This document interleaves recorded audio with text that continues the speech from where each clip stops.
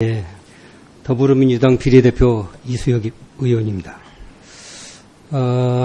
앞에 우리 동료 의원님들께서 많은 질문을 하시리라고 예상을 했고 또 하셨기 때문에 사실 저는 질문을 생략하고 대신에 그동안에 외교관으로서 또 북핵 문제를 해결하려고 노력해온 사람으로서 제 소회를 좀 밝히면서 두 장관님으로부터 좀 고견을 듣고자 하는 생각이었습니다. 그런데 오늘 마침 이 질의를 보면서 오해하실 부분도 있을 테고 아직도 소명되지 않은 부분들이 좀 있는 것 같아요. 그건 두 장관님께서 다 알고 계시고 그래야 생각해서 제가 그건 아닌데 하는 그 의원님들의 질문에 대해서 재론하고 싶지는 않습니다.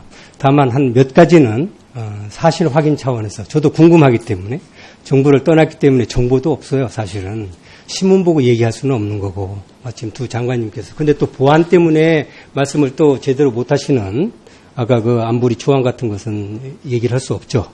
저도 뭐 경험을 하고 있었기 때문에 이제 그런 차원에서는 저 뭐 신문 이상의 것을 뭐를 말씀하실까 하는 생각이 들어서 사실 질문을 별로 하고 싶지는 않은데 과학적으로 규명할 것은 좀 있을 것 같아요. ICBM을 ICBM이라고 부르지 않는 그 이유가 이 탄도미사일의 대기권 재진입이 성공이냐, 기술적으로 가능했느냐 하는 검토가 끝나지 않았기 때문에 지금 ICBM이라고 부르지를 않는다. 그렇다면은 지금 대기권 바깥으로 2,000km 이상을 비행을 했으니 어쨌든 위기권으로 갔다가 지금 대기권으로 들어왔습니다. 대기권 재진입은 확실합니다. 어떤 물체인지는 모르죠. 그게 이제 목표물을 타격할 수 있는 가이디드 유도된 미사일의 능력을 가지고 그대로 내려왔느냐 그런 의미로서 파악이 안 된다는 의미인지 아니다. 대기권으로 들어온 것도 확인이 되질 않는다.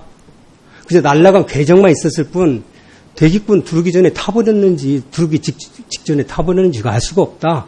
그런 차원인지 아마 그 두 장관님께서 이런 기술적인 것을 또 모르실 수도 있어요. 장관님이 아시리라고 저도 생각하진 않네요. 기술적으로. 근데 그걸 우리 조명균 장관님께서 좀 한번 기술적으로 간단하게 좀 설명을 좀 해주셨으면 좋겠습니다. 예, 존경하는 이수혁 의원님께서 저희한테 질문을 주시면서 말씀하신 것처럼 현재 이것은 미사일 쪽의 전문가들이 한미 관계국가 전문가들이 검토 중에 있습니다. 저희가 그런 디테일한 검토 중인 내용들까지 현재 파악하고 있지는 못합니다. 그래서 아니 제가 파악하지 못한 건 알고 있는데 예. 무엇을 알고자 하는 거냐 하는 겁니다. 무엇을 알아야 그건 알아야 될 거 아닙니까? 예, 무엇을 알아야 ICBM이다 아니다를 판단을 낼 텐데 그게 뭐냐 하는 것을 저는 묻고 있는 신문에 나지를 않아요. 그런 설명을 해주지를 않고 있어요. 아까 강경화 외교부 장관께서도 답변해 주신 것처럼 일단 재진입 기술을 가장 중요한 그것으로 저희 기술적으로 검토하고 있는 재진입이 안 됐다는 겁니까? 모른다는 겁니까? 그런 사항들을 포함해서 지금 검토되고 있는 걸로 알고 있고 아주 디테일한 구체적인 사항들에 대해서는 제가 여기서 현재 파악하고 있습니다. 누가 파악을 하고 있습니까? 우리 정부에서는? 지금 군 쪽에 관련되는 당국에서 미사일 전문가들이 그런 사항들을 한미 간 정보를 공유하면서 검토 중인 것으로 알고 있습니다. 예. 그 다음에 둘째로 우리가 국제정치학에서 또는 외교에서 채찍과 당근이라는 말을 많이 해왔습니다. 북한이 이 말을 들으면 우리가 말이냐 하고 이제 역공을 합니다. 여태까지는 양자 태길이 문제였습니다. 채찍이냐 당근이냐 두 개를 결합해서 채찍도 쓰고 당근도 쓰고 하는 것을 공식적으로 표명한 것은 이번이 처음인 것 같아요. 제 소견으로는 지금 그렇지 않습니까? 그런데 이건 서로 형용은 아닌데 형용 모순인 것 같아요. 어떻게 제재를 하면서 때려주면서 협상이 가능하겠습니까?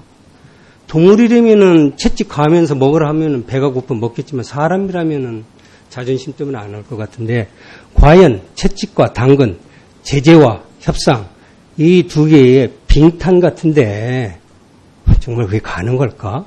너무 이상적으로 또는 한쪽에 무게를 실어서 얘기하고 싶은데 상황이 그렇지 못해서 두 개를 마치 병행하는 것처럼 그냥 호도하는 거 아닌가 하는 일말의 불안감도 있는데 그에 대해서 우리 강경화 장관님은 어떻게 생각하십니까?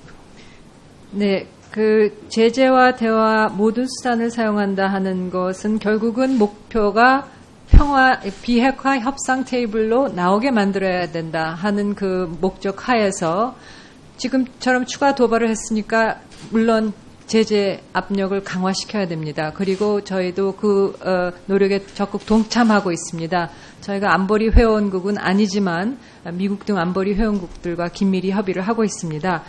그렇지만 그 메시지는 그래서 제재를 통해서 태도 변화를 유도하면은 북한이 그래서 제대로 된 비핵화를 계속 추구하지 않고 비핵화의 길로 계속 추구하지 않고 비핵화의 길로 나오면은 그런 어떤 보다 나은 미래를 제공할 수 있는 그런 대화를 할 수 있다. 이게 메시지인 것 같습니다. 그래서 결국은 우리가 평화적인 해결 방법을 모색한다 하면은 비핵화 협상 테이블로 가는 수밖에 없고 그 길로 가기 위해서는 도발되는 압력. 그렇지만 그 압력 뒤에는 메시지가 분명히 있어야 한다는 것입니다. 그것을 포기할 때는 이런 다른 길이 있다 하는 게 그게 대화의 메시지입니다. 과도하게 불필요하게 제재와 협상의 두 개에 서로 융화될 수 없는 모순의 것을 마치 두 개가 함께 갈 수 있는 것처럼 하는 것은 한쪽에 더 무게를 두고 싶은, 즉 협상에 무게를 두고 싶은데 상황이 그런 얘기를 할 수가 없어서 비중을 똑같이 두는 것처럼 얘기할 뿐이 아니겠느냐 하는 우려가 아니라 저는 협상파이기 때문에 협상에 무게를 두어야 된다 하는 점을 깨끗이 선언하고 제재도 필요하지만 그건 과거에 대한 응징이죠. 응징이지만 협상에 무게를 두어야 된다는 것을 당당하게 얘기할 필요가 있지 않을까 그런 생각에서 말씀드렸고요. 그다음에 우리 윤석열 의원님께서 레드라인하고 또 군사적 옵션 얘기를 하는데 레드라인이라는 말을 핵협상에서 언제부터 쓰였습니까? 우리 조명균 장관님은 뭐 그 전부터 이 문제를 해오셨습니까? 레드라인이라는 용어가 지금 이 시점에서 쓰였습니까? 아니면 한참 오래 전부터 쓰여온 얘기입니까? 존경하는 이수혁 의원님께서 더 잘 아시겠습니다만 사실 북한이 90년대 초반에 1차 핵위기를 조성을 하고 그 뒤에 북한이 미사일 개발을 계속해 오면서 그때부터도 레드라인이라고 하는 그런 개념은 계속해서 쓰여왔던 것으로 기억을 하고 있습니다. 그런데 레드라인을 정부나 미국이 정의를 내린 적이 있습니까? 제가 기억하는 구체적인 정의를 내린 것은 없는 것으로 알고 있습니다. 옛날에 핵실험하기도 전에 레드라인이 있다고 그랬습니다. 예. 근데 레드라인은 정의 내린 바가 없어요. 그렇게 어리석은 미국이나 한국이 아닙니다. 레드라인을 넘는 게 지금 당장에 이미디어트하게 발생할 것을 갖다 레드라인이라고 하면은 정부 체면이 말이 안 되겠죠. 그러니까 레드라인이라는 말은 있었지만은 정의를 내린 바는 없어요. 지금 6차 회담, 6차 핵실험을 하면 레드라인에 넘는 핵실험도 하기 훨씬 전부터 플루토늄 재처리를 하기 시작할 때부터 레드라인 얘기가 나온 겁니다. 핵실험을 플루토늄 재처리하면 레드라인 넘었다. 선언을 해온 겁니다. 넘고 했어요. 근데 그게 정부가 직접 나서서 그걸 레드라인이라고 얘기한 건 없어요. 핵실험. 그냥 흘린 것 뿐입니다. 그러니까 그것도 염두에 두시고 레드라인이라는 그 용어에 우리가 너무 해서 마치 그게 뭐 있는데 무서워서 얘기를 안 하고 그런 건 아니고 어떻게 보면은 그냥 뭐라 그럴까요? 언론의 표현이고 또 학자들의 표현일 뿐 실제 관리들은 레드라인을 정의하려고 하질 않았습니다. 그 다음에 군사적 옵션이라는 말을 지금 처음 들었습니까? 우리 조 장관님께서? 예, 뭐 의원님께서 다 기억하시겠습니다만 1차 북한 핵위기가 가장 고조되었던 1993년 4년에도 군사적 옵션 얘기가 그때부터 나왔었습니다. 예. 우리 한국 정부가 한미 공동성명에서 노무현 대통령 방미 때 군사적 옵션이라는 말을 쓰게 하지 않으려고 얼마나 애쓰는지 알고 있죠. 그러니까 군사적 옵션도 이번에 새로운 용어는 아니다 하는 점도 좀 유념을 해두시기 바랍니다. 제 시간이 거의 다 돼서 제 소견을 좀 밝힐 시간 없고 차후에 또 기회가 있으면 질문하도록 하고 이상 질문을 마치겠습니다. 감사합니다. 네, 이수혁 의원님 수고하셨습니다. 이번에는 윤영석 의원님 질의해 주시기 바랍니다.